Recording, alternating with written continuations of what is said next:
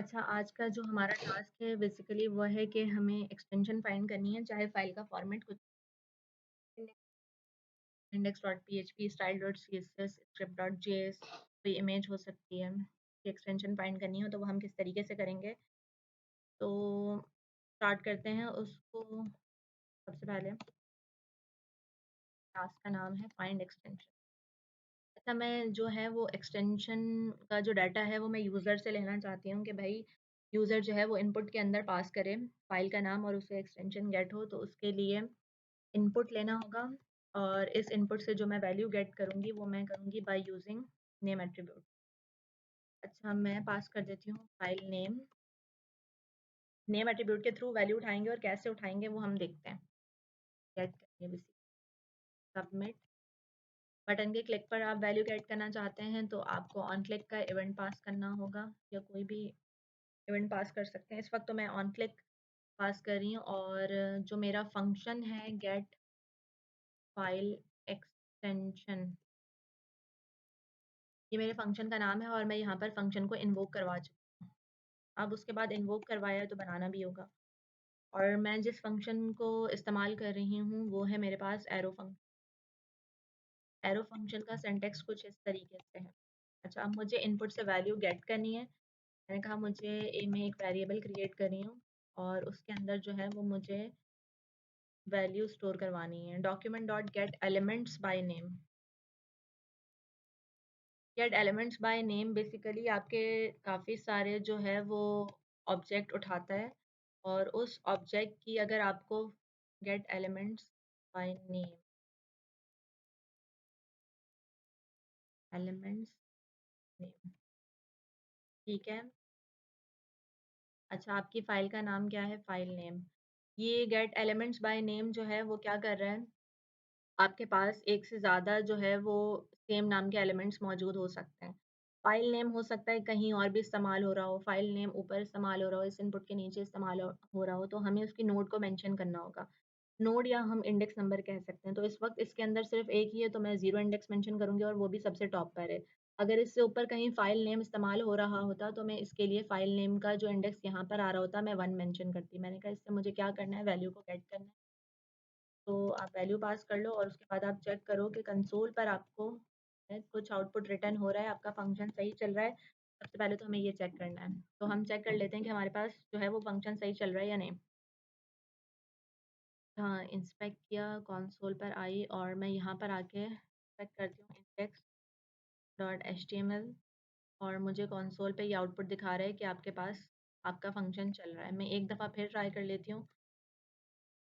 या इसने कहा बिल्कुल, यानी आपका फ़ंक्शन बिल्कुल सही चल रहा है। अच्छा, अब ये फ़ंक्शन चल तो रहा है, आपको कुछ ना कुछ आउटपुट रिटर्न कर रहा है। मैंने कहा अब चेक करते हैं कि भई इस फ़ंक्शन जो ये आपके पास फ़ंक्शन चल रहा है और जो इनपुट के थ्रू आपको वैल्यू आ रही है, मिल रही है, उसकी टाइप क्या है? तो उसके लिए मैंने टाइप ऑफ का एक मेथड यूज़ किया, और अब उसके अंदर मैं पास करने वाली हूँ अपना वेरिएबल, ताकि मुझे ये पता चल जाए कि आखिर इस इनपुट की टाइप क्या है? वैल्यू की जो इनपुट के थ्रू रिटर्न हो रहा है। तो उसने कहा कि इसकी जो टाइप रिटर्न हो रही है वो है स्ट्रिंग। अब मुझे क्या करना है कि बेसिकली मुझे तो फ़ाइल की एक्सटेंशन फाइंड करनी है, और ये तो डाटा टाइप है स्ट्रिंग। तो स्ट्रिंग को यानी मुझे ब्रेक करना होगा। अगर index.html भी पास करती हूँ तो index.html यानी ब्रेक होगा। तो ब्रेक करने के लिए हमारे पास स्ट्रिंग का एक मेथड है जो है स्प्लिट, जो आपको क्या करता है, स्प्लिट मेथड आपकी स्ट्रिंग को ब्रेक करेगा सब स्ट्रिंग के अंदर और आपको रिटर्न करेगा एक एरे। ठीक है? अच्छा, उसके लिए हम क्या करते हैं, एक वेरिएबल क्रिएट कर लेते हैं, फाइल एरे वैल्यूज़ का। अच्छा, इसके अंदर मैंने पास कर दिया फाइल नेम डॉट स्प्लिट। अच्छा, स्प्लिट क्या करता है बेसिकली, इसके पास ना दो पैरामीटर्स होते हैं। सबको सेपरेट करने के लिए मुझे सेपरेटर डॉट का इस्तेमाल करना होगा। ठीक है, लिमिट में अभी मेंशन नहीं करनी, नहीं मुझे इसकी अभी ज़रूरत है। मैंने कहा मुझे जो सेपरेट करना है ना, index dot H T M L, ये एक स्ट्रिंग आ रही है तो मुझे इसको सेपरेट करना है डॉट से। इंडेक्स को अलग करना है, डॉट के बाद एच टी एम एल को अलग करना है। तो स्प्लिट का मेथड बिल्कुल यही काम करता है। अच्छा, अब मैं आके कंसोल पे प्रिंट करके देखती हूँ कि मुझे ये आउटपुट क्या रिटर्न करके दे रहा है। मैंने कहा मुझे फाइल एरे वैल्यूज़ को प्रिंट करा कर देखना है कंसोल, आखिर मुझे ये आउटपुट क्या return. Index dot H T M L pass कर देती हूँ और ये अब आपको जो रिटर्न करके दे रहा है सब स्ट्रिंग्स प्लस एक एरर रिटर्न करके दे रहा है। तो आपके पास कुछ इस तरह से वैल्यू आ रही है। मैं इस वैल्यू को कॉपी करती हूँ और यहाँ पर आके इसको पेस्ट कर देती हूँ और कमेंट कर देती हूँ ताकि मैं आपको समझाऊँ। अच्छा, अब आपके पास आउटपुट में क्या रिटर्न होकर आ रहा है? एक एरर रिटर्न होकर आ रहा है सब स्ट्रिंग के साथ। के अंदर मतलब 0 इंडेक्स पर कोई ना कोई वैल्यू है और फिर 1 इंडेक्स पर है और हो सकता है सेकंड इंडेक्स पर भी हो, पर हो। तो ऑन अच्छा उसके बाद अब आपके पास एरे आ गया। अब आपको मालूम करना है ये एक्सटेंशन वाला जो फाइनल आ रहा है ना, अब जो भी एक्सटेंशन होगी वो हमेशा कहाँ पर मिलेगी आपको? सबसे आखिरी पे, लास्ट इंडेक्स पे मिलेगी। ठीक है? तो 0 इंडेक्स हो गया, 1 इंडेक्स हो गया। यानी मुझे 1 इंडेक्स वाली चाहिए। लेकिन ये तो डायनामिक हो सकता है कोई 3 एक्सटेंशन डाल दे, डॉट एचटीएमएल के बाद डॉट पीएचपी डाल दे, तो वो 2 इंडेक्स हो जाएगा। तो यानी इंडेक्स नंबर क्या हो रहे हैं? डायनामिक हो रहे हैं। तो सबसे पहले हमें क्या करना होगा? एरे की लेंथ को काउंट करना होगा। मैंने फाइनल एक्सटेंशन नाम से एक वेरिएबल क्रिएट कर दिया और मैं कह रही हूँ कि मुझे जो भी एरे मिल रहा है वो इस फाइनल एरे वैल्यूज़ के अंदर आ रहा है। और इसके आगे मैंने स्क्वायर ब्रैकेट डाल दिए क्योंकि मुझे इसके अंदर लेंथ मेंशन करनी है। अब वो लेंथ मैं कैसे फाइंड करूँगी? मैंने कहा मुझे जो फाइनल एरे वैल्यूज़ के अंदर एरे मिल रहा है ना, इसी की लेंथ को मुझे क्या करना है? काउंट करना है लेंथ, ठीक है? और लेंथ एरे की बिल्ट इन प्रॉपर्टी है जो क्या करेगी? इसकी लेंथ को काउंट करके देगी। अच्छा, लेंथ में से मैंने माइनस कर दिया 1। अब मैंने -1 क्यों किया? ये स्क्वायर ब्रैकेट क्यों लगाए? तो बेसिकली हो क्या रहा है यहाँ पर? अगर आप देखें फाइनल एरे वैल्यूज़ के अंदर डॉट लेंथ के अंदर उसकी लेंथ को काउंट कर रहा है 1 और ये 2, ठीक है? इंडेक्स को 1 और इसको 2 काउंट कर रहा है तो टोटल लेंथ कितनी हो गई है? 2 हो गई है। तो यहाँ पर ये 2 माइनस 1 करेगा तो इसको क्या मिल जाएगा? 1 मिल जाएगा। तो ये आपको आउटपुट में कुछ इस तरीके से रिटर्न करके देगा। अगर मैं इसको आपको प्रिंट कराता हूँ तो ये आपको आउटपुट में इस तरीके से 1 प्रिंट करके देगा।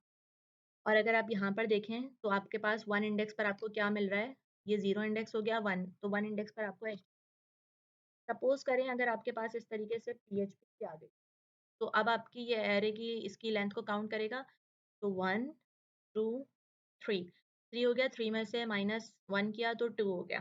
तो अब ये 2 वाला इंडेक्स को गेट करेगा, 0, 1, 2, यहाँ पर आके 2 लिखेगा और फाइनल एरे वैल्यू जो फाइल एरे वैल्यू वेरिएबल है इसके यहाँ पर 2 इंडेक्स को रखेगा और 0, 1, 2, तो 2 पर पीएचपी है तो पीएचपी गेट करके लेकर आएगा। तो इस तरीके का प्रोसेस चल रहा होगा। अब आपको मैं कंसोल पर प्रिंट करके दिखा देती हूँ।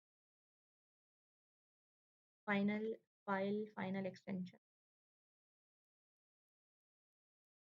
अच्छा, अब इसको आके हम देखते हैं। मैंने कहा इंडेक्स डॉट एचटीएमएल, तो उसने मुझे एचटीएमएल गेट करके दे दिया। मैंने कहा index dot HTML dot PHP, इसने मुझे पीएचपी गेट करके दे दिया। अच्छा, मैंने कहा कि मुझे स्क्रिप्ट डॉट जेएस दिखना है, जेएस रिटर्न करके दे दिया। सेम इसी तरीके से मुझे स्टाइल डॉट सीएसएस, इसने मुझे सीएसएस करके दे दिया। तो आपके पास ये जो है एक्सटेंशन फाइंड करने का तरीका है। बेसिकली ये कोर मेथड है।